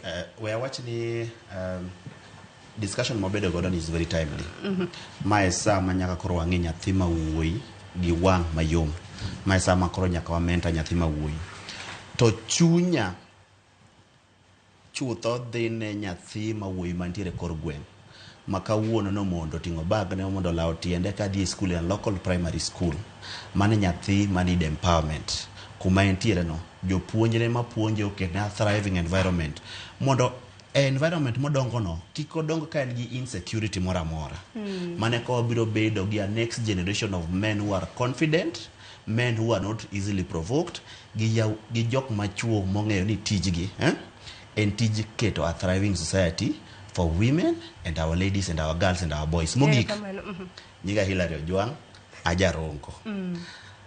En gombo dani ya mos jorongo kumora mora magintiere, kenda kono gini sani, wanga chimo tere ng'iyo kom mar od bura marongo ma 2027 ang'eni mang'eny wabiro wacho kwaromo kod gik samoro gik moko kana mnanyalo lokore yiero pod higni adek pod onge gima dhi lokore. Erokamano Sharon. Koro wachna mogik kang'iyo mos gimokelo girl child empowerment ni en ni chuo mang'eny nosebedo empowered chon modonjo e kuonde moko madongo dongo. To kaka ng'iye mos mon osechako biro ei piny ka to gimbe gibedo empowered. To ka nyiri gi ok otang' gimbe gidhi ywak ka ywak ni mbele ka. Nikech the more ma mon odonjo mang'eny mbele ka boy child dhi bedo empowered more than they are. Nikech women are the ones forcing boy child empowerment and men are the ones forcing women empowerment. Koro kaka joma nyithindo ma yawuoyi olive ni women are empowered more. So that we can be empowered more than ladies mbele ka. To dhi timore. Erokamano ahinya Keri. Keno. Erokamano Sharon, katieko to daher mana kuongo keto gimoro mane nyien owacho. We need women reps. Kom mar mine no wadware kabisa. Kech kichopo at the National Assembly iyudo ka there is so much disparity in terms of representation of the gender.